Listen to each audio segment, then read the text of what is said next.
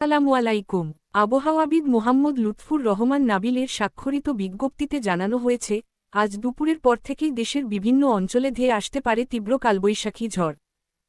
বিশেষ করে খুলনা, রাজশাহী, রংপুর, ময়মনসিংহ ও ঢাকা বিভাগের কিছু জেলায় প্রথম দফায় ঝড়ের প্রভাব দেখা যেতে পারে। এরপর বিকেলের দিকে এই ঝড় বিস্তার লাভ করে চট্টগ্রাম ও সিলেট বিভাগের দিকেও অগ্রসর হতে পারে। এই কালবৈশাখী ঝড়ের সাথে থাকতে পারে দমকা বা ঝোড়ো হাওয়া, বজ্রপাত, শিলাবৃষ্টি এবং কোথাও কোথাও ভারী বর্ষণ। বাতাসের গতিবেগ ঘণ্টায় ৬০ থেকে ৯০ কিলোমিটার পর্যন্ত উঠতে পারে, যা ফসল, গাছপালা এবং দুর্বল স্থাপনার জন্য ঝুঁকিপূর্ণ। বিশেষ সতর্ক: খোলা স্থানে অবস্থান করা থেকে বিরত থাকুন। বজ্রপাতের সময় মোবাইল ব্যবহার ও গাছের নিচে আশ্রয় নেওয়া এড়িয়ে চলুন। নৌযানগুলোকে নিরাপদ স্থানে রাখুন।